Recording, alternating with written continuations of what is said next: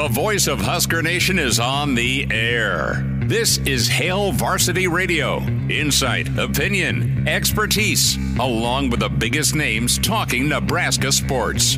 Join in with the show at 402-489-1240 or 1-800-825-5865. Now, here are your hosts, Chris Schmidt and Elijah Herbel. Welcome to it. Thursdays here. It's Hail Varsity Radio. We're presented by Currency. For all your equipment financing needs, go Currency. Chris Schmidt, Elijah Herbel, Connor Clark is wearing his Cubs gear. It must mean it's opening day. And tip of the cap to all of you baseball fans out there. I survived and froze for about an inning and a half last night as Junior's team stays unbeaten. We have a lot to get to in the world of college football. We'll get there with Brandon Vogel in about 15 minutes. In hour two, we've got an awesome sit-down. We are going to talk with Joel Wilks from Nebraska, Aaron Graham from Nebraska. You know the names well if you love the Big Red. Two incredible members of that 1994 national championship team, the Pipeline, as they're deemed, as they are the standard of the offensive line. So many great offensive line units over the years, but the most famous and the first to deliver a championship to Nebraska and Coach Osborne in 94. They have an event coming up at the Hail Varsity Club the Friday before the spring game. That is the 21st. HailVarsityClub.com can log on, find out information, but the event's 6 to 9 at the Hail Varsity Club in La Vista. So that's going to be awesome. All five members of the Pipeline, that's Sty, that's Wiegert, that's Graham, that's Wilks, that's Dr. Rob Zadiska. They're going to be on stage. Q&A session, cocktail hour at 6. And just a great night for Nebraska fans if you want to be a part of it. We're going to talk to them about that. We're going to talk to them about offensive line play, about NIL in this era of college football. We're going to talk to them about Frank Solich. So all of that, an extended Elijah sit-down next hour, and be a part of that with us, too, on Hail Varsity Radio. Numbers to get in, 489-1240, 489-1240, or across where you hear us on the Hail Varsity Radio Network, 1-800-825-5865, 800-825-5865. Can watch the show live a couple of different ways. That's the Hail Varsity YouTube channel, the Hail Varsity Radio Twitter handle at HVarsity Radio, and Facebook and Twitter with KFOR Sports, KFOR Facebook, KFOR Twitter, and stream and hear us on all of our different stations we are on. Guys, how we feeling? It's a windy, gorgeous 70-degree day in eastern Nebraska. I know the Cubs are off and running, so you're pretty happy. I'm in high school baseball mode. I have not quite got to MLB mode, but it is a glorious day with baseball now back in full swing. Well, get this. I'm wearing shorts, and I'm doing it on the stream. You can see my pasty white legs on stream. Beautiful enough to wear shorts. It's the first time this year. I'm frightened. That was a dangerous camera shot. That was an absolutely dangerous. You got out of your chair, and I was like, uh-oh. And then you walked up to your little camera on your computer, and you lifted your leg, and, I mean, you kind of zoomed in. I mean, it was... Oh, man. It was damn near graphic. You could have just told us. It was supposed to be my knee. I had to make sure the people trusted me, you know? Never again. Yeah, I didn't think about that one, did I? No, I was like, what is happening? Welcome to Hail Varsity Radio's OnlyFans. Right. That is not good. Congrats to the Searles family. They had a little baby boy. And I want to give them a tip of the cap, and we'll be catching up with Searles here in the near future. He was a little busy today, so good for him. We'll run down those two great Husker offensive linemen next hour, and we'll open up here with Frank Solich, and was driving to the ballpark to watch Carson, and was listening to Trev talk, and really awesome for a lot of Nebraska fans, but specifically awesome for a well overdue honor for former Nebraska head football coach and fullback and longtime assistant Frank Solich. He will be honored at the spring game. That news cycle almost 24 hours old, but you've had several hours to think about it. And Eric Olson of the Associated Press able to catch up with Coach Solich. So 20 years after the controversial firing, I know where I was at when it started to sift through. And we were at a wedding, and there were murmurs at the wedding. And it was a wedding at the country club, so some folks there, the Lincoln Country Club of Lincoln, and that's where it kind of first, the old mushroom smoke cloud appeared, like, oh no. And there's always been some in the fan base that were like, well, Nebraska had slipped. Well, not 7-7 wasn't great. 10-3 was really impressive. I know there was some bad losses in there, but the way things were done under Solich were still relevant, were still good, and Nebraska was still winning ball games. You had a personality conflict with Steve Peterson. He came in, wanted his own guy, and away he went with Bill Callahan. Bill Callahan needed the job. I'm not going to revise the last 20 years, but this has been rough. For Solich is 78, still looks 65, can still whip anyone in the United States or continental U.S. When it comes to push-ups.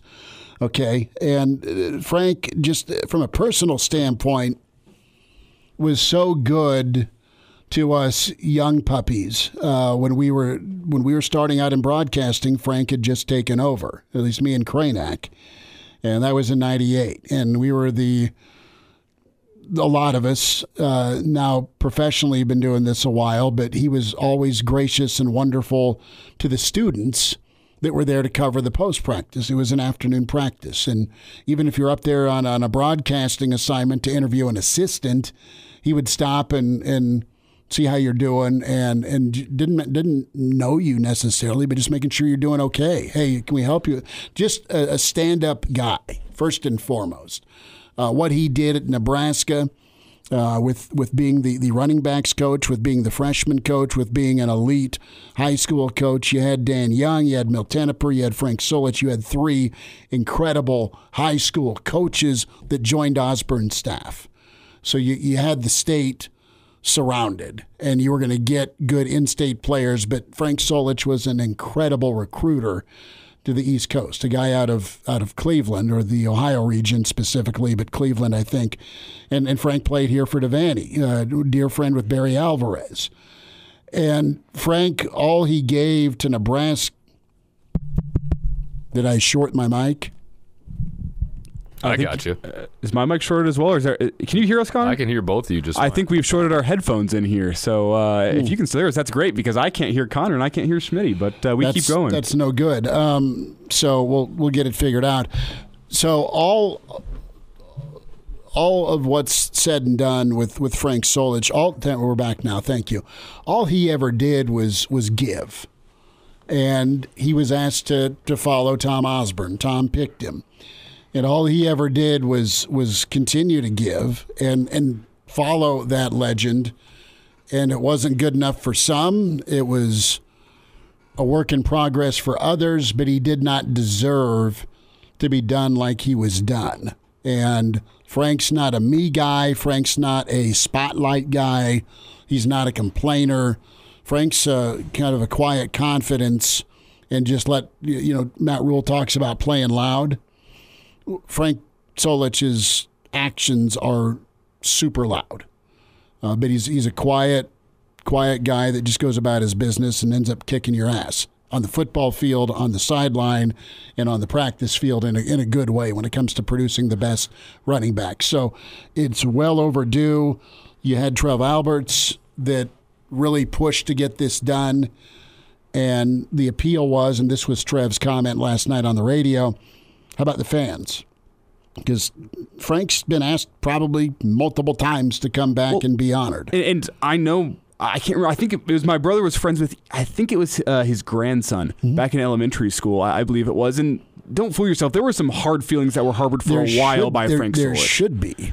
And those remained. You win 10 games, here's your pink slip, and that was garbage. And it turned out to be absolute garbage. It was, and rightfully so. He harbored some hard feelings. So it's good to see, maybe not him coming back around on that era, but coming back around on the Husker fan base. And I'm glad the Husker fan base can look back and understand what Frank Solich meant to Nebraska, because, I mean, for my generation, there's so many parallels to what we saw with Bo Pelini. And Schmidt, maybe you can speak about this more than I can, but as time goes on with Bo Pelini, people of my generation look back on Bo Pelini and appreciate what he did, despite at the time, it's an embarrassment how he's yelling at kids on the sideline, and you're losing the biggest games. But whenever you look back, you think of positive memories of Bo, and I think it's the same with people maybe of your generation or just slightly older than me with Frank Solich, of looking back and were there rough times?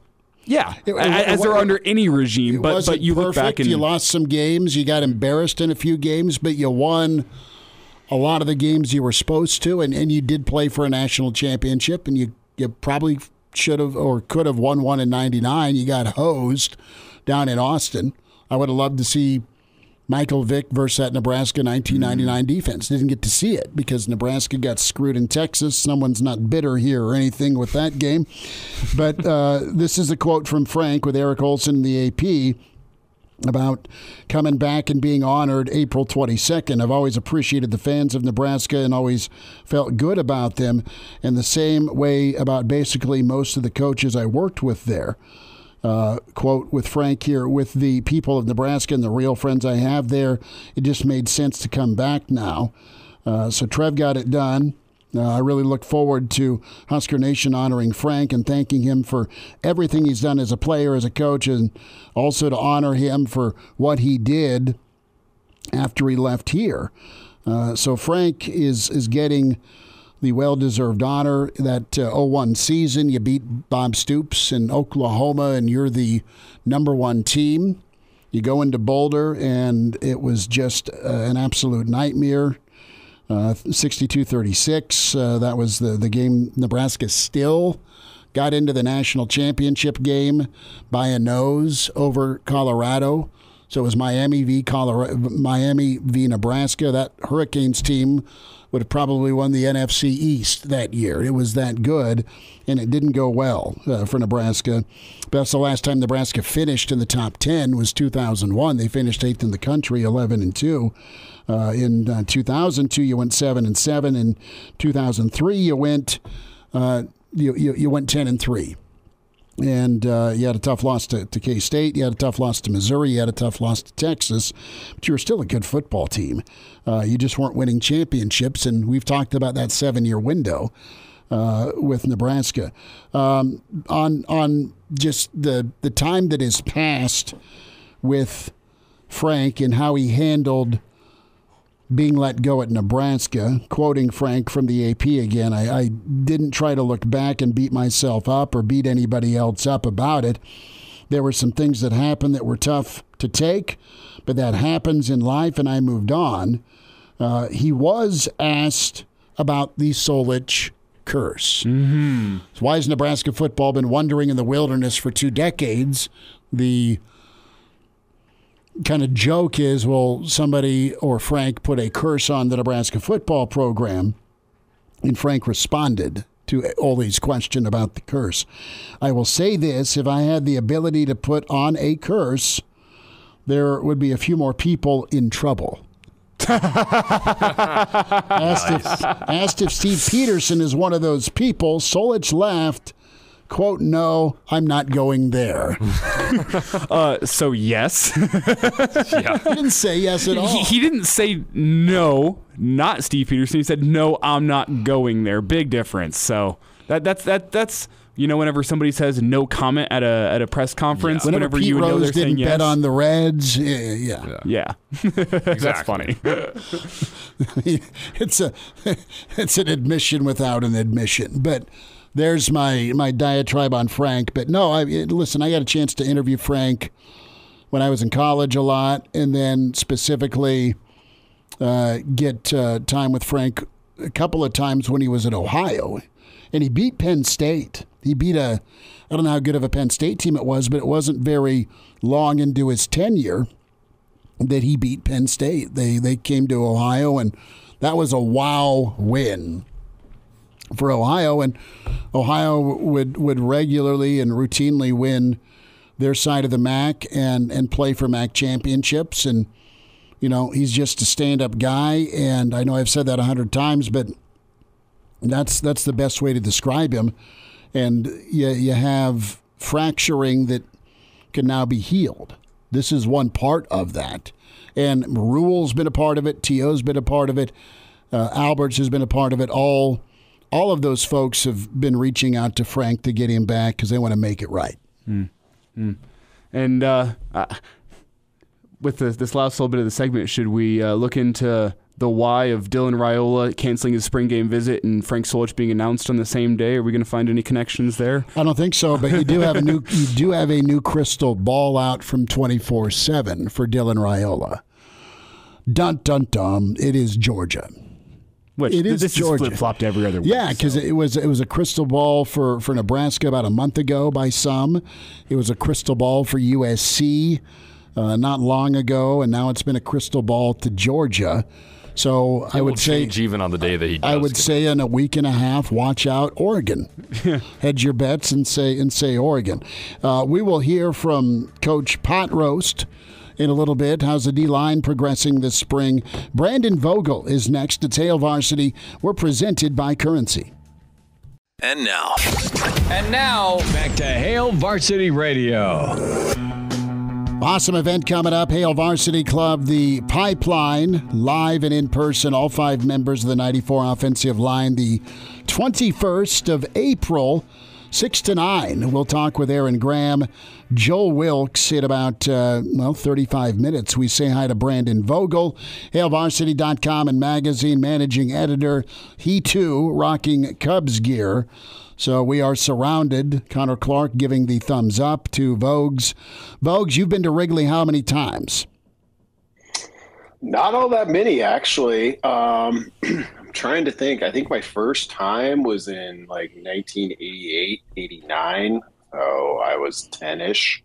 That was a big deal. That was probably my favorite family vacation that we took as a kid. My brother, largely spurred by Bo Jackson at the time or thereabouts, was a White Sox fan. So we also had to go over and watch the White Sox, which wasn't as cool.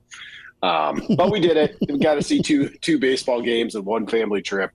And then been back a handful of times since then. But honestly, I haven't been there as often. I lived in Boston for 8-9 years. I've been to Fenway much more often, but Wrigley's still a pretty special place, obviously. Did anybody get shivved outside of Comiskey? No, not that I recall. Though maybe my parents just did a good job of being like, let's go over here. But, actually, the last time I was there was one time around Big Ten Media Days, and then I stayed over a couple days and did the same thing. Went to a Cubs game, was great, and then went to a White Sox game, which was also kind of good. I actually like, and I don't know if it's still this way, if they've revamped, but this is probably 5-6 years ago. Everything in that stadium is battleship gray right now, which is kind of a cool look, I thought.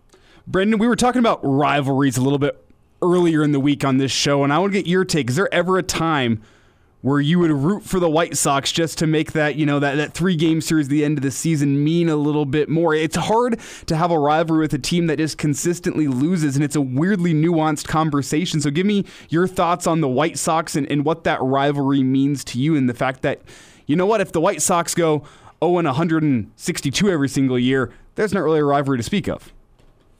Yeah, it's not. I wouldn't. Maybe I'm unique in this regard. I wouldn't have a problem with that because I'm not watching the White Sox or paying that much attention to them anyway. So I'm like, if we set up an end of the year series where the stakes are really, really high, sign me up for that. That's fine. I don't need them to be 0-162. Just give me the best games that I can get, and then let the Cubs win 2 out of 3 or whatever it takes, and that's good enough. Connor and Vogues, we'll get to football in a minute. Are either of you buying futures on the Cubs this year, or are you grabbing an old style and ready for pain? I don't know if I'm ready for pain just yet, but I think they could be entertaining. I mean, my expectation going into this year is they're probably going to be in a battle with the Brewers for that final wild card spot. Maybe. I'm not saying they get there, but I think it could be entertaining down the stretch with the Brew Crew. The Cardinals are going to run away with the division. I think we all know that, but I think it could be entertaining down the stretch. Maybe the Cubs are relevant in September. I don't know. What do you think, Brandon? Yeah, I mean, on pace for 162-0 at this point, so that's nice. I wouldn't say I would expect that, but contrary to past seasons, like this isn't one where I'm just like, yeah, this is gonna be rough. Like, I think they've done enough. I think they've got a shot to, like, let's just let it play out and see what happens. I mean, and for a long time as a Cubs fan, that was kind of the only expectation you had going into a season. So I'll take it. I'll let you guys know, as the quote-unquote Rockies fan in the room, you'll notice I'm not wearing any Rockies gear. It could be a lot worse for you guys. You love that it's next to a dispensary or 30. Well, yeah, that's the biggest reason you go to Rockies games. The only reason you go to Rockies games, because you sure as hell ain't going to watch a win. Well, that's true. Hey, tell Chris Bryant I miss him, by the way. I mean, I miss him too. How many games did he play in last year? 20? It's just a long, painful road as a Rockies fan, so that's why I barely call myself a Rockies fan. I'll be averting my eyes tonight against the Padres. Well, I went to Rockies games at Mile High Stadium. Same. That was our neighborhood team, so to speak. I'll give it to the Rockies. Coors Field is awesome. It's the best. As long as you don't want to watch a win. And we went and watched San Diego last year. It was fantastic. No, I long for the days of Mark Grace and his Winstons at in the clubhouse, or Greg Maddux peeing in the hot tub of the locker room, or Carlos Zambrano scaring everybody, or Mark Pryor going on the DL, or Kerry Wood not hitting potential. That's why I have divorced the Cubdom. Okay, Husker football, Vogues. Let's get your take on what Solich coming back means. We just spent time to start the show there. I'm super excited for it because I always liked Frank Solich, always pretty much supported Frank Solich, and I thought he was a damn good football coach, got hosed. Now he's being brought back. What's it mean to you? Yeah, well, maybe the best way I can put it is Brady Oltmans was on assignment covering the Trev Alberts radio show for us last night. And so Hail Varsity's been around since 2012. We've taken a lot of photos over that time period, and to the point where it becomes like a storage problem almost. We've got it figured out. Don't worry about us. We're fine. But Brady messages me. He's like, hey, that story's ready for editing. So I jump in there. I'm like, I don't recall Frank ever being back in Memorial Stadium, but I was like, gosh, surely we've got a photo of him from somewhere. And no, literally, we only have like handout photos from like 1962 or whatever, which are great photos, but didn't really fit for this. So, I mean, it really hit home for me then. Like, it really has been that long. And it really was kind of, I don't know if acrimonious is the right word, but whatever it was. And it was difficult. I remember at the time that he was fired feeling like, boy, that's a tough call. I think like a lot of people, there were pieces of it, like the recruiting piece of it. And, we've had 20 plus, almost exactly 20 years on since then of knowing what Nebraska then went on to do. That changes your perspective on it. But my blanket advice for any college football program in the country, based on what I know now, would be don't fire coaches who win at least 70% of the games. Bo Pelini was at 71%. Frank was at 75. And I understand, like, the context is always constantly shifting, but that's really hard to do. And, I mean, we all know if you ask any Nebraska fan now, it'll be like, Matt Rhule wins 70% of his games. You feel good however long that lasts? And the answer is absolutely yes. But coming on the heels of the Tom Osborne era, it felt like, Nebraska's losing its grip on where it has been, which, fair or not fair, that was kind of an impossible grip to have, I think, with what we know now. Brandon, for the younger generation of Husker fans, those like Connor and myself who don't actually remember a single Frank Solich coached game, can you just just blows me away. Like that was just like right before my time. I know you were in diapers. I totally get it, but Vogues, he's giving us some age shame here. Well, and I was going to go a step further with this. Just can you describe for us in a few words, if you were to describe to the younger generation Frank Solich's legacy? For those that don't remember, because I think there's a different legacy for those that were around and those who weren't there at the time that Frank Solich was doing his thing. Can you describe that for the people like us? Yeah. So I think for people like you, Elijah, and possibly Connor, like you've probably only ever known of a Nebraska kind of media fan sphere where it's like, oh boy, wouldn't it be great to just do what Frank did over those years? At the time, and I admit, like if I didn't feel this way, I could at least see the logic behind it. There were some concerns about recruiting with the type of offense that they ran, which looking at what Frank Solich ran at Ohio is now an unfounded concern in my mind. But it was like, are they getting left behind? Are they going to be able to compete? And when I look back at the Solich era, the Oklahoma game, the win over Oklahoma at Memorial Stadium, stands out. Certainly, I was fortunate to be at that game. But like the next two games I think of from that era are getting drubbed by Penn State on the road. That one hurt. Oh, the win over Notre Dame is in there too. I shouldn't overlook that. But you get drubbed by Notre Dame, and now I'm just forgetting the other loss that it was moments ago, top of my mind. Colorado and Miami. Colorado. Thank you. Colorado. And I mean, as like when we look back at Nebraska, that has kind of become the game of like, oh, that's where everything changed. And Nebraska still, thanks to the magic of the BCS, got to play for a national title that year. But it felt significant. So trying to like piece it together for somebody who, maybe not doesn't recall that era, like we just listed 4 memorable games. 2 of them were big losses, and 2 of them were big wins. And when you had just come out of the Osborne era, you weren't used to that sort of uncertainty. And I think that's kind of, if I had to boil it down, that's what it was. You nailed it. You weren't sure if Nebraska was able to compete for a title. They did, but then remove 01, 02 was 02, 03 was, fine, but you still didn't perform well on Texas. K-State annihilated you. By the way, that was a hell of a good Kansas State team, like BCS, good K-State team. So Nebraska was still losing to teams that were championship caliber. They were just getting smoked by K-State, who'd kind of come into their own in that era. So it was difficult for Nebraska fans. And it's no different now than it was then with that, well, the grass is greener. You have that now with players and NIL and the portal. Back then, you had an AD who faked it till he made it, was supposed to be the, stop me if you've heard this before, well, he's one of us because he's a Nebraskan. He gets it. He was part of the recruiting machine. So, yeah, he's going to be okay.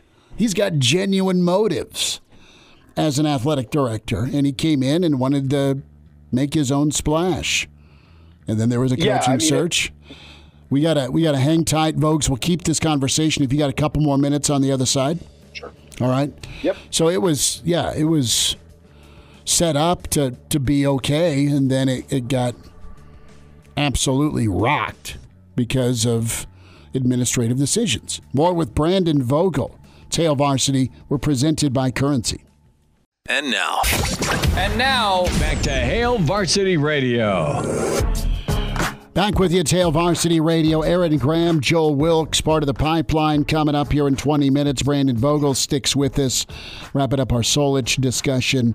And this is pretty funny, Vogues. Matt chimes in As he's willing to put his money where his mouth is, a steak and a beer bet that Ryan Day is going to get the Solich treatment if a natty is not in the offing here for Ohio State. I think Ryan Day makes a run to the NFL before he gets popped, and we'll see if there's a vacancy at Wisconsin. Just me. Could be. I might be more with Matt, because I after Urban Meyer was officially done, and I don't remember if they were in the playoff that year or if they like blitzed somebody in the Rose Bowl and like that was it. But I remember writing a column after that and being like, look, Ryan Day might be a really, really good football coach, and I think he is. But I was like, Urban Meyer won 85% of his games. That's basically where Osborne was at, and like.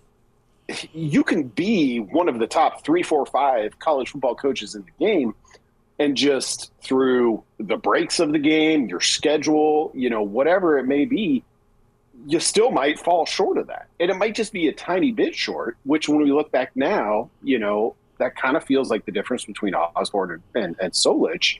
And based on context, it's not enough. And it's a tough spot to be in. We ended the last segment talking a little bit about Steve Peterson, and we know now what we know now. At the time, like you were running through Schmidt some of his career highlights, and those were real. And it was like, boy, that's a big bet he's making, but it's kind of his bet to make. And now we know it didn't pay out, and it feels totally different than it does at the time that he made it, in my opinion.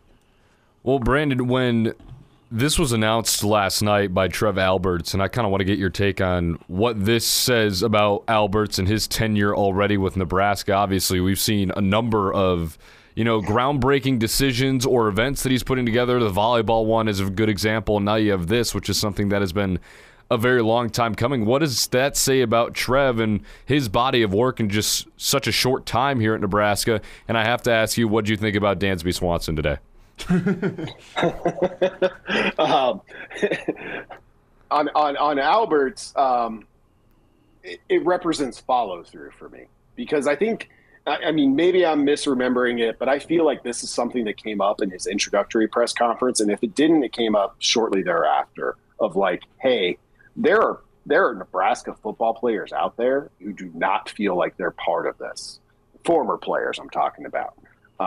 And that's, I guess it's not that surprising, but it's still an issue to address. And, we later learned that, Trev said it last night, just how many of those former players were at Saturday's practice.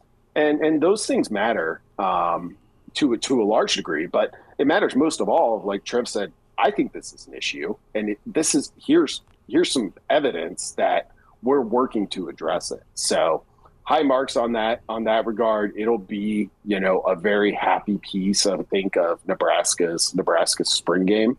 So high marks for me on that. As far as Swanson, maybe I'll just leave it at cautiously optimistic so far. Yeah, it's a long season, but that's what I'll go with. First 3-hit opening day for a Cub since 2014. I'm just going to leave it Tuffy there. Rhodes, but we'll take him. Brendan, before we get you out of here, we back in the first segment had the comparison, which I think the parallels are there between Bo Pelini and Frank Solich. And I just want to get your prediction. Do you think that Bo Pelini will ever come back and be honored for a spring game of sorts? Maybe he brings the cat with him. Do you ever see that happening, or do you think there's too many hard feelings there? I think the cat is definitely out. I don't know. Credit to Bo for doing it at the time. I don't know if it was totally in his comfort zone even then, and much less when you're coming back, and you probably had to be asked multiple times to do it.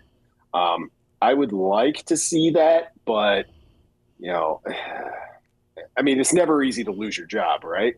But in some ways, like the Bo Pelini departure feels even more contentious. And, Bo Pelini was certainly not that Solich wasn't. You talk to those players that played for him, people that knew him, like he could be pretty firm.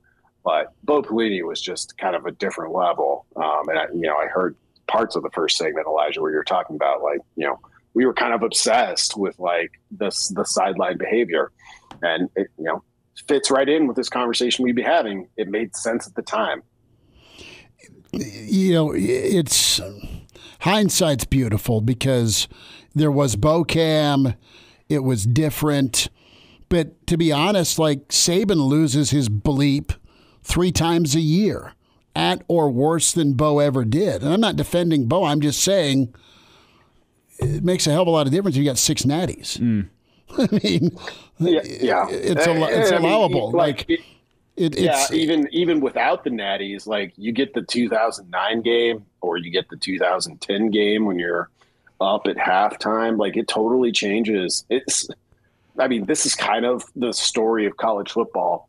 Like context changes so much. And the issue with Bo Pelini was you felt stuck. Now we look at it from today's eyes and say, yeah, but you were stuck at 9.5 wins basically on average. You'd take that today, right? But at the time, you just felt stuck. And all of the other stuff, kind of the ancillary stuff, came into play. Vogues, your reaction to 24/7 national crystal balling Dylan Raiola to Georgia? I can't say it's that shocking. I think Nebraska has done a really good job, but Georgia is college football's Death Star right now, and you can join the Death Star if you want. I mean, we've talked about it on previous so shows. Good. Like, I love the title though they've earned from you. it takes a special. A special kind of not just person, but a special kind of disposition to be like, I could just go play at Georgia, or I could go to USC where Lincoln Riley just runs Heisman Trophy winning QBs off the assembly line. But what I'm going to sign up to do is to help Nebraska get closer to that point. And maybe that's still what happens, but it's an entirely different proposition. Man, the old Death Star. Find Brandon on Twitter at Brandon L. Vogel. Read him with HailVarsity.com and magazine. And, of course, get his book, Dream Like a Champion, with him and John Cook. Vogues, this was fun. We will bother you again this weekend. Is that all right? That sounds great. All right, man. Thanks, Be guys. good. Appreciate you. There he is, Brandon Vogel, with us on Hail Varsity Radio. 15 minutes away, Joel Wilks, Aaron Graham, and extended pretty much all of hour 2.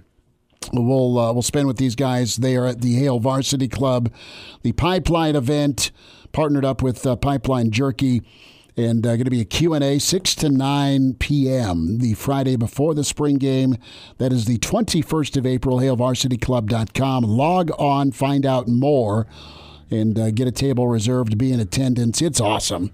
It's going to be awesome. All those guys are storytellers, and they are so good at connecting with fans, have been so for so many years, and they're excited, man. They're excited about Nebraska football.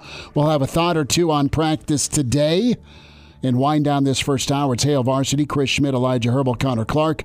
We're presented by Currency.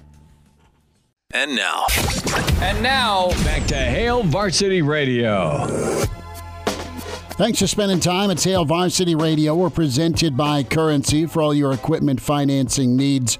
Go Currency. Joel Wilks, Aaron Graham in about 10 minutes. Reminder about your friends at Dyer Law. Workers' comp, never an easy conversation, but are you confused about your options for your workers' compensation claim? You got the trusted team with Dyer Law to help ensure that your rights are protected and to get the settlement you deserve. Give Dyer Law a call today at 402-393-7529 or visit dyer.law to chat with the trusted professionals about your workers' compensation claim. Have that talk if you are needing to discuss with a legal professional about workers' comp. Dyer Law, DYER.law. That's Dyer.law, 402-393-7529. Good hour as we spent a lot of time on Coach Solich's return. We'll effort to see if he'll do a radio chat. What was really cool about Frank, and I'll say this, growing up in radio at KFOR here for the last lots of years. I got to work a lot of Fridays and listen to a lot of Chuck Stevens. I love Chuck to death. He's the best and just such a good dude. And Chuck covered Frank while he was coaching at Southeast. Mm-hmm. So while you have the contract with the network, Chuck would have his little tape recorder, and Solich would wander over to Chuck, and Chuck would always be awesome to take me with him to press conferences and say, "Chuck, how we doing?" It's like, "Chris, make sure that thing records." "Yes, sir." and Chuck and Frank Solich would just kick it.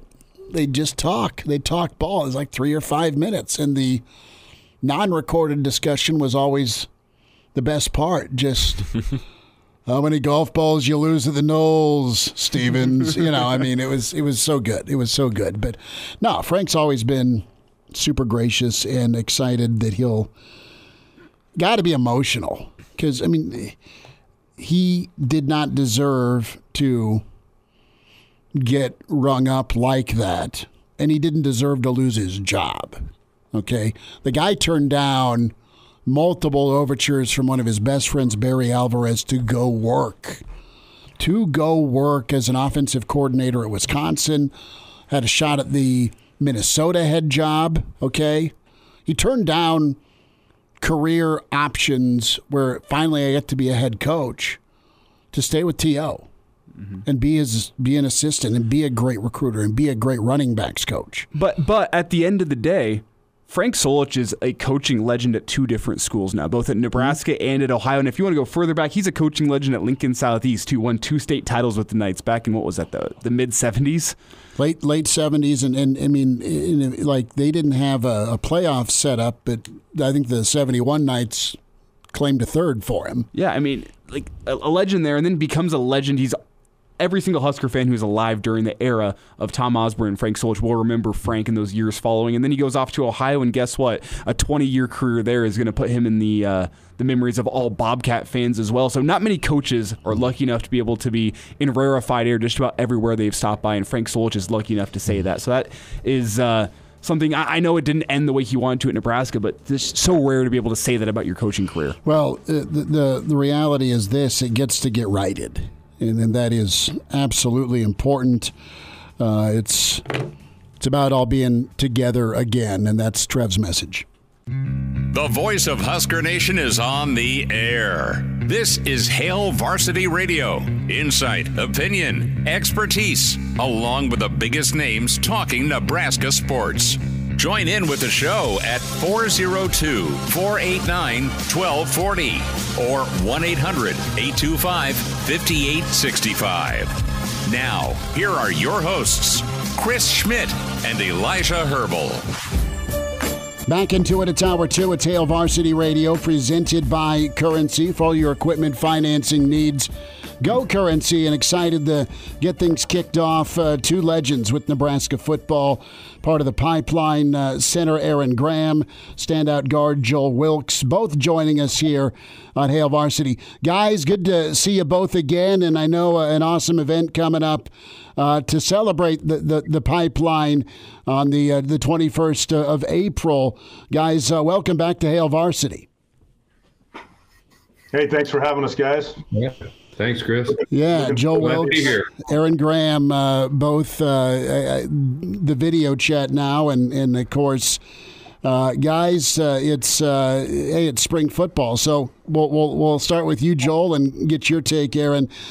Great memories of all those spring sessions, or was it something you guys just endured? Well, for me, it was probably a little different. It was a little stressful for me being a walk-on guy. I was always looking over my shoulder like we're trying to catch somebody to beat somebody out, or, didn't want my spot to get taken. So I was always kind of stressful that time of year, and it kind of made me grumpy and stressful. And that's why I was always getting into fights, because that's all I was thinking about was I don't want to lose my spot. And, I wasn't like these highly touted guys that, out of high school that came in and, had a easier chance of getting their spot. So that's what I remember. Aaron, was he a good fighter?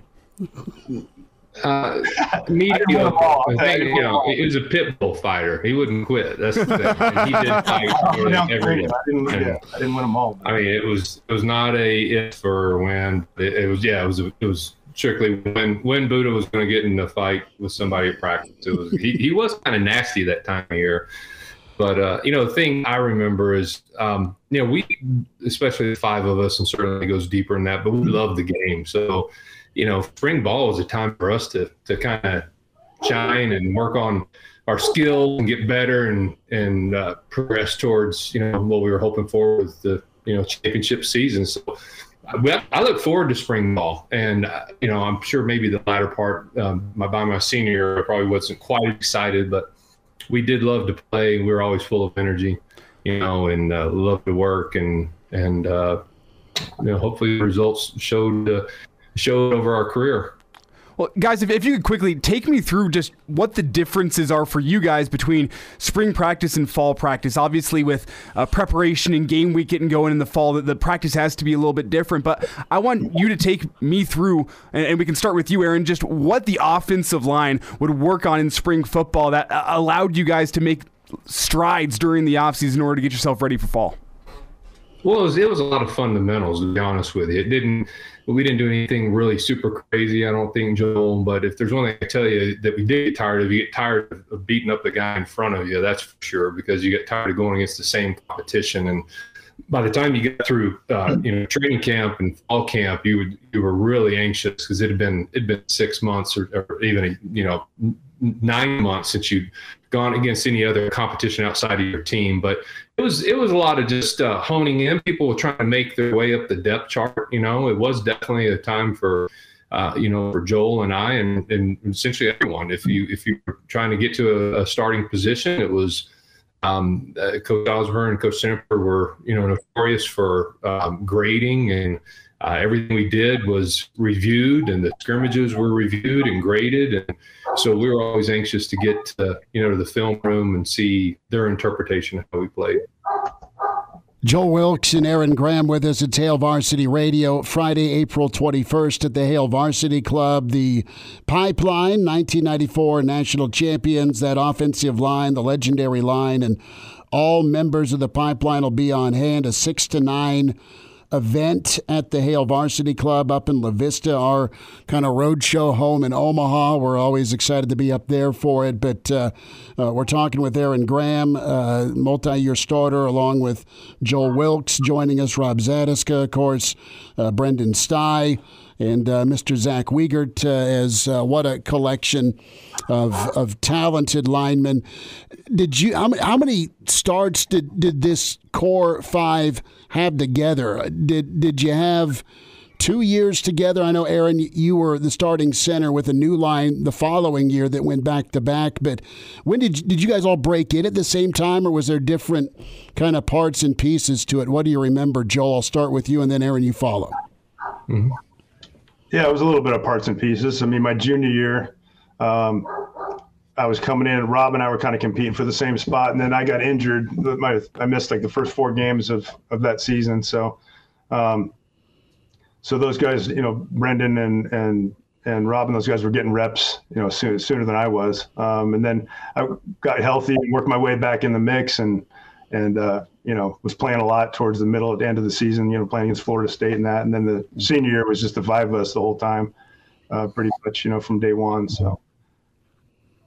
Yeah, all this, it's kind of crazy to think back, and, the Brendan Stye rode the pine for almost 2 years, backing up a pretty good football player by the name of Will Shields.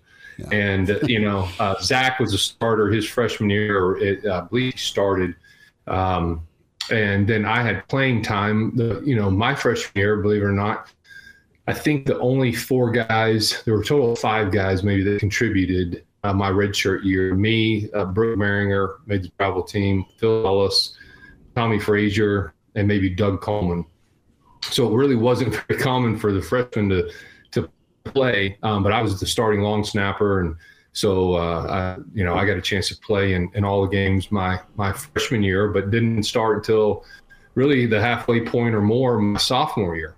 So every one of us come from a different angle. Rob played multiple positions.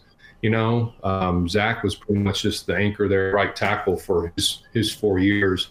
But it wasn't like we all, we started the same and we just kind of worked our way through. It was the special thing about us is, I think, in our memory is what we were able to accomplish in 1994, which would have been my junior year and everybody else's senior year, because it just we knew we had the group. That was the best group that I'd seen put together, since my time at Nebraska. I think everybody, all the other guys agreed. So when I think back to us playing, I really think about that 1994 season.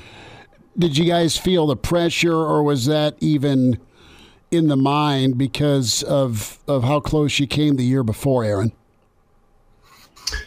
I don't think we weren't pressured guys. We were workaholics and guys that competed like none other. I mean, I remember, after the loss to Florida State in the 93 Orange Bowl, we couldn't get in the weight room fast enough. I remember Joel and Vernon and I being in the rec center a couple of days after the new year, and everybody's still on vacation or away from family, and we were in there pumping iron, getting ready to go.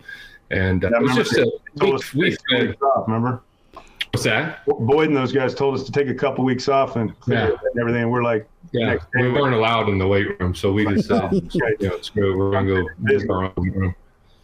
Yeah, and so it's the way we competed with each other, and I came in and in that 94 season, set the pancake record single season. I was just elated. I was on cloud nine. I was ready to kind of tell my boys about it, let them read the board, what Coach Tenopper had. And of course, Joel comes back the next week and breaks it. So, it was that competitive, like you wanted to one up every single thing we do. We couldn't do anything at all without competing, with each other. It was constantly who's going to have the best practice, who's going to win the races, after practice, who's going to lift the most weights. And it was nonstop all day long. And that's what really got the best out of each of us. Aaron Graham and Joel Wilks are with us here on Hail Varsity Radio, two legendary members of that Husker Pipeline. And Joel, I'll ask this question to you, and Aaron, if you have any thoughts, you can follow as well. But whenever you guys look at the modern college football, as we enter into the transfer portal and the NIL era, do you think that if you guys were playing in the modern college football, that the legacy of the Pipeline could have changed? The fact that, anyone could have entered the transfer portal and left at any given time. Do you think that would have changed anything with just the legacy of the Husker Pipeline? That's an interesting question. Yeah, it's so different nowadays with guys coming and going, and I don't know. I'd like to think we were just all so loyal to the program and Coach Osborne, and I don't think that would have been an issue with us. Plus, three of us were Nebraska kids, so we since I was in the crib, man, I wanted to play for Nebraska, so I know I wouldn't have gone anywhere. I might have got beat out by some NIL transfer that came in from some school, but I wasn't going anywhere. I was I've bled Husker since I was a kid. So go ahead, Aaron. I had an interesting conversation with Brendan Dye about this about 6 months ago. And I said, if they would have the transfer portal, you would have been gone. And he's like, no way, I wouldn't. And I said, you know what? You rode the pine until your junior year. I'm saying, Joe and I knew him his sophomore year, and he was anxious. He was up. He wanted to be on the field and playing. Yeah, and to say it wouldn't have been the same or would be different. I think it absolutely would have. Yeah, I don't like it, to be honest with you. I can appreciate players being in situations that they want to change, but my experience with talking with the current coaches, the previous coaches, it seems like they are under an immense amount of pressure. If I don't get this kid on the field, he's going to leave. I'm like, imagine that, like going to Coach Tenopper, Joel, and saying, hey, if you don't play, I'm going to leave. He'd be like, leave. Yeah. And get out of here. I don't care. I ain't doing that. They always say they got to recruit their current players. They got to make sure they're doing okay, and they're patting them on the back. It's a lot different than getting your butt chewed down in the pit. I don't remember anybody holding my hand or patting my back. It's a different time. You got to make sure guys aren't going to leave. It's a 24-hour deal. It's a 12-month-a-year deal for college coaches. And guys, you've both touched on the fact that it took you a while to get ready, and it took Coach Tenopper and Coach Young saying we think you're ready, and you guys put the work in to get ready. with reps and development through practice. And kids are going out there or being given the opportunity to go out there, and they're not ready yet in a lot of instances. I mean, do you agree with that? Do you agree with that, Aaron? Yeah, I just think it is so hard to play offensive line being young. I mean, if you look back in our era and before, you look and there's just a small handful of guys that played their freshman year, right? Or take your true freshman year, and of course, Will Shields fit into that mold. And it's so hard to be able to learn the techniques.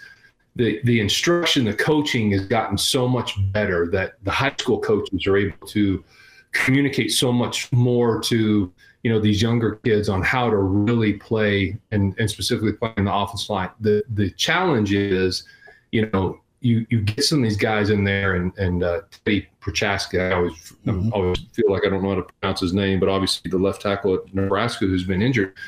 You look at that and you go 18, 19 years old, you put them in there and that kid is enormous. I mean, I was just down at practice last weekend. He's 6'10". I mean, he's a giant, but he's a baby. He's 19 years old, 20 years old, and you look at that and it's like your body has to come into this place where it can protect itself, and it's used to pushing the big heavy weight that you're blocking somebody in practice, but then you're going against All-American you haven't seen, and you're putting your body in these positions that it's not accustomed to.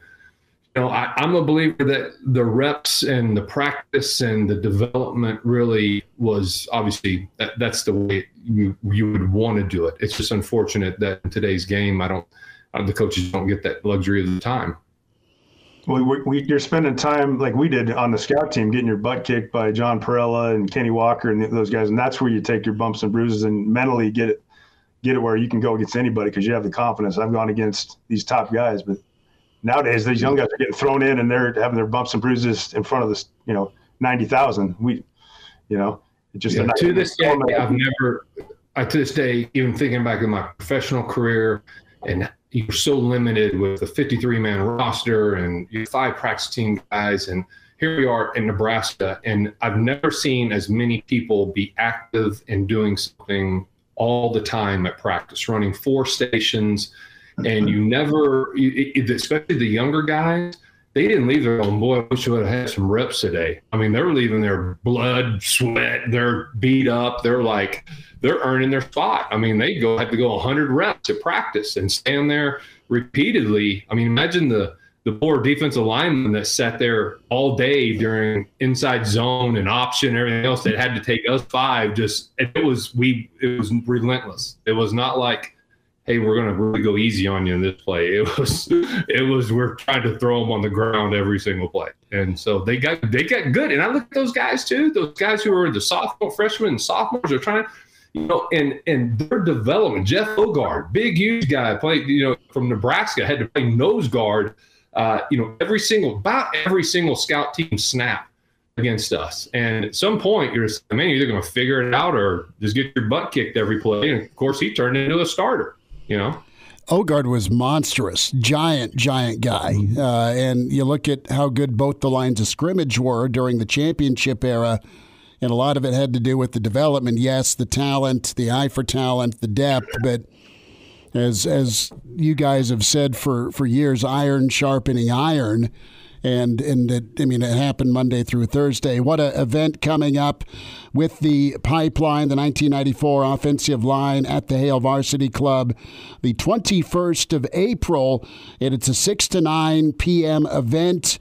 And more information, the good folks at Pipeline Jerky, a part of this as well. Want to give them a shout out. But you can find out more information, hailvarsityclub.com is where you can log on. And the rundown is this. You got happy hour at 6. And then panel discussion, all 5 of the Pipeline members at 7 p.m. going to be on the Hail Varsity stage, that back room. It's going to be awesome. And an extended Q&A at 8 p.m. 2 of the members with us here, Aaron Graham, Joel Wilks, of course, Rob Zadiska, Brendan Stye, and Zach Wiegert. Guys, pretty cool news yesterday from Trev Alberts, and that is Frank Solich is coming back to Nebraska. Frank is being honored for the spring game. I'll start with you, Joel, and Aaron follow. Thoughts about Coach Solich? You both have stood firm with this program, not only your playing days, but all that's gone on the last 2 decades. You both have been supportive, whoever's been in that headset. And a thought from you, Joel, on Frank and just your experience with him. Yeah, I saw that. Got up this morning and checked Twitter, and I saw that popped up, and it's about damn time. I mean, long overdue, man. That guy, all he's done for the university, all the time he's put in. He played with my dad back in the day, and just a legendary Husker. And it's about time we do it. And I thought it was funny. A lot of people are commenting the curse will be over once we do this, and all that stuff is pretty funny. But I think it's long overdue, and I'm really excited about it. Then I'm going to be there too. That's going to be great. Yeah, I absolutely agree. Couldn't be more excited to see Coach Solich. It's been a long time. It's painful thinking back, to the situation when I'm not going to say that I wasn't the one who was sitting there screaming, "We need change, we need to change," But you win 10 games, and here you are. You look, how fun was that at the end of the day? And it's just certainly nothing against Coach Solich and what an awesome coach. The running backs that he was able to push out while he was there, and how they respected him and how he worked them. And, he's done it for decades. And, Brendan Tsai's son played for him at the University of Ohio. Just graduating this year. So it'll be awesome to see him. And he's for sure, top A-list in our book, all the coaches we played with. Aaron, start with you. Joel, you follow. The urban legend is a curse was put on the program. Do you buy it? Do you believe it? I know he did an interview earlier today with Eric Olson, and he's like, no, there's no such thing as a curse. I did not put it on there, and there would have been other people I would have put a curse on. That's what Frank said, and left it at that. Not a program. What do you chalk it up to? The easy answer is turnover, but it's it's a situation where the program's trying to get back to, what Frank was doing and what Bo was doing pretty regularly. That's winning in 9-10 ball games in a major league.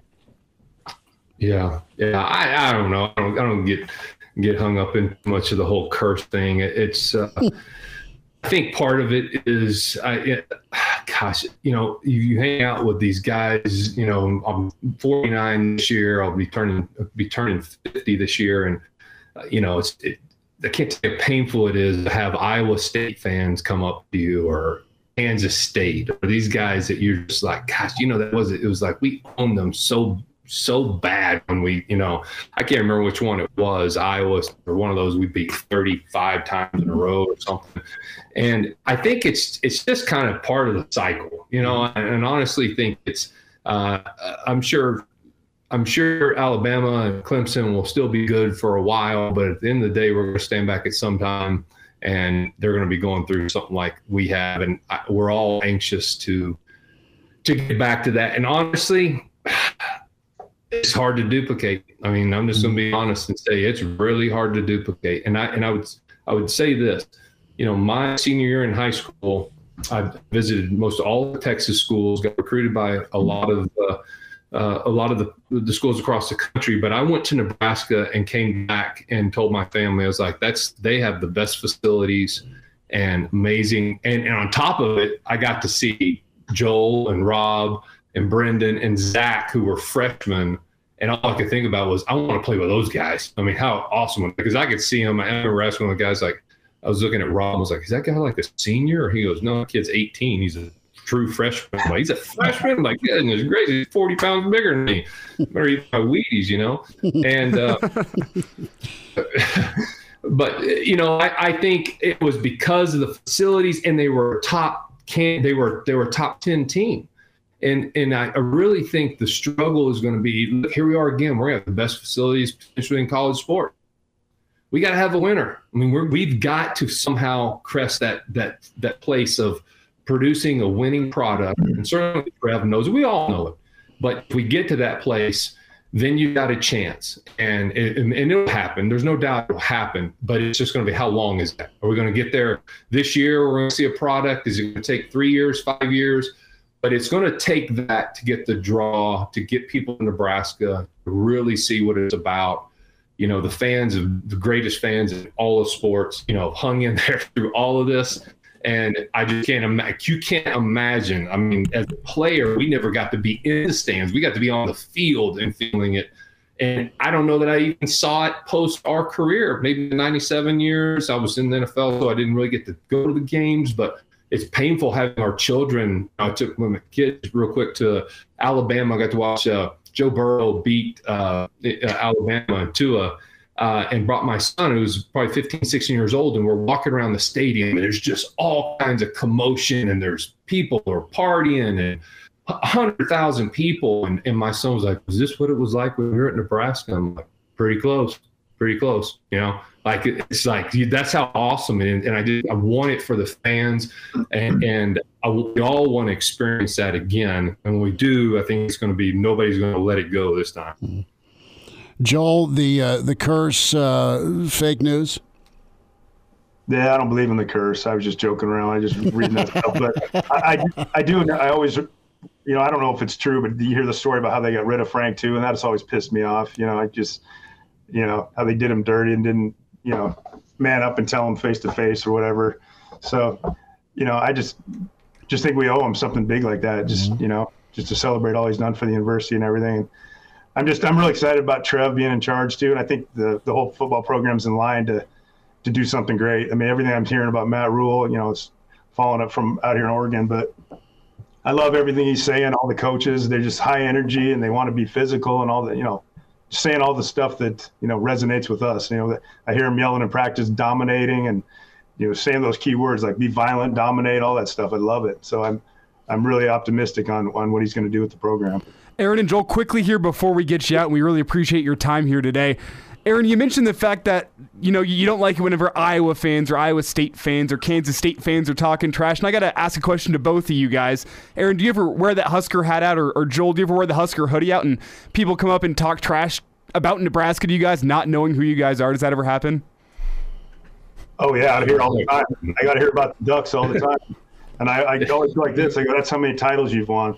I even hear my own son. You know, he's like, yeah, today he was telling me, you know who has got the best mascot in college football on some list? It's the Oregon Ducks. I'm like, I don't care about mascots. Who's got the most titles in college football? And we were like number 7 or 8. So yeah, people give me a hard time all the time, but I rep the stuff and, you know, talk about the old days and everything. But yeah, I can't wait till we're ranked again, top 10 every year, and, you know, I don't have to hear it from everybody out here, all the Duck fans. Yeah, I kind of wish I would get more people to come up to me and say something, to be honest. But I do think if there's one thing that I like about what's happening is that old word they used in the NFL a long time ago, which was the parity part, right? And this whole NIL and some other stuff is really, it's kind of messing with that. But at the same time, you know, it makes it that much better. It makes it that much better to what happens for Nebraska down the road, and makes it even sweeter when, all we've seen, all these schools, universities around us who had some sort of success, you know, in the past decade, and where it wasn't even really a contest in most instances, you know, during the era we played in. And I think that's good. I think it is good. And, you know, like I said, it just makes it even better when Nebraska finally does crest back up at the top. Hey guys, real quick, can I do a little plug on the event real quick? Yeah, for sure.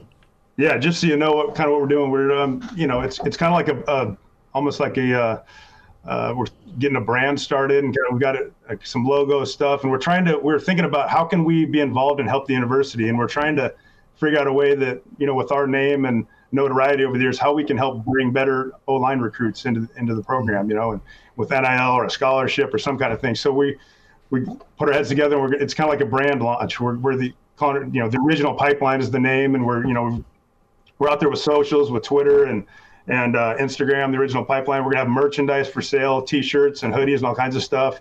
And we're just trying to get in the game where we can give some of that money back and help the university get better players, is kind of our thought process when we got this whole thing started.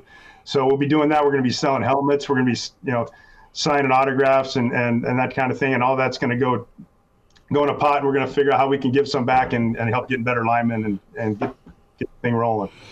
HailVarsityClub.com is where you log on, get yourself a table, 6 to 9, the 21st Friday before the spring game. Joel, do you have a website folks can go to if they want to pre-order, or maybe they want to send some Nebraska fans they know that are well, kind of like you, not in Nebraska, so if they can't get to the event, at least that they can get something in the mail?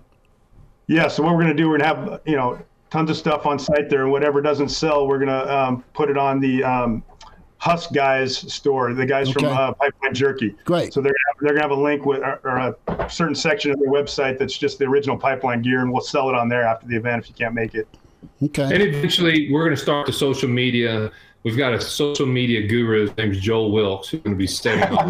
We don't know how that's going to go, but it is. We're going to have our Instagram, Facebook, Twitter, all that stuff is going to be growing. And the intent here, we hope through this season we can gather a following, get people excited, tell the old stories, bring back that that brotherhood, that feeling of the offensive line, the importance of it. And like Joel said, the end goal here is we're hoping that there's an opportunity through NIL or scholarship that they need it. They need it. And we want to be able to sit there and say, listen, we want to give $100,000 to the pot and say, get that kid who's from Texas or California, like Brendan and myself, that we got to help them to get here. It's crazy we're even having that conversation or thinking about it, but that's where we're at today. So we're not going to sit on the sidelines. We're going to do what we can to help. And you can find them on Twitter at the OG Pipeline, on Instagram at the Original Pipeline. Those are the two links to find them on Facebook as well. We're going to we'll have a website eventually, and I'll put that website link on the socials. But for now, that's what we got. Well, fellas, anything we can do as well. This was awesome to chat. Aaron, you mentioned you and a lot of your Husker friends at practice last weekend. Last 30 seconds or so, your thoughts on Coach Rhule, just what you're seeing, the work you're seeing. Well, I like it. I mean, I like what I saw for sure. I didn't honestly get a ton of time to move around at practice and see everybody. The linemen started to kind of corral, ran into Brendan, and we're like two, schoolboys sitting there chatting. We'd get that way. And it was a great reunion, I think, with just the players. I'm glad they did that.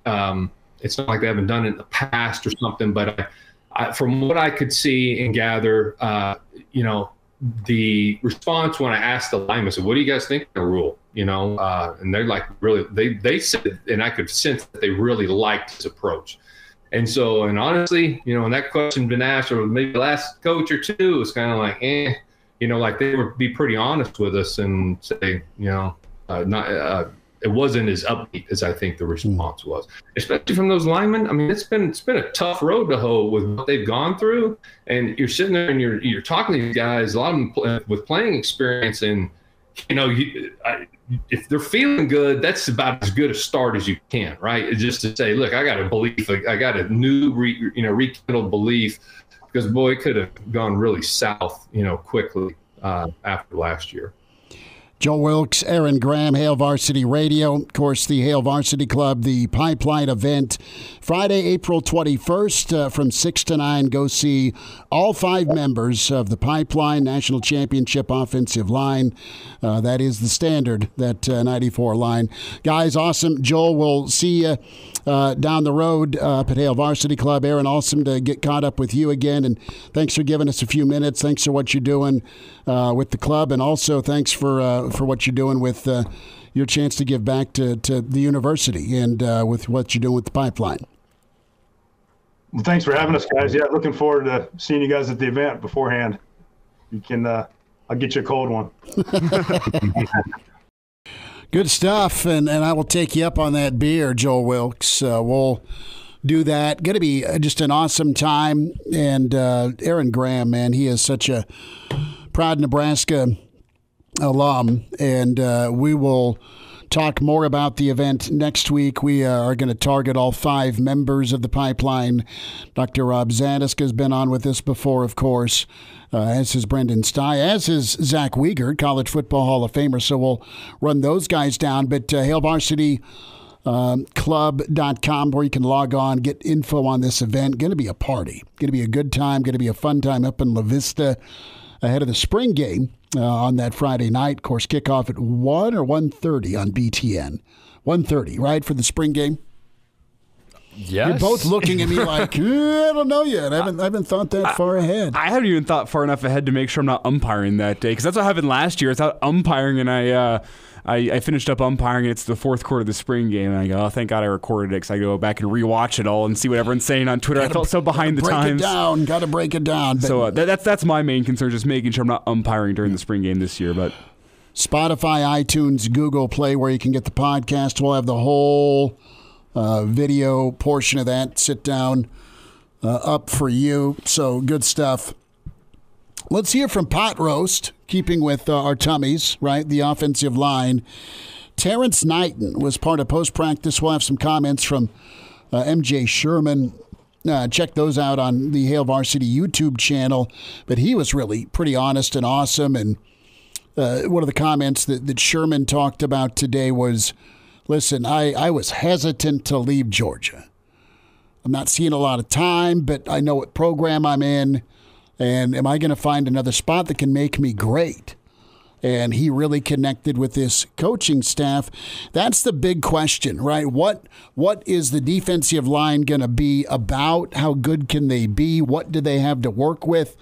We've talked about lack of depth, and that's really not an issue for Terrence Knighton. The guys that are healthy there are getting the work in, and they all need it. And that's impressive. One name that we've been waiting on is Roquan Buckley.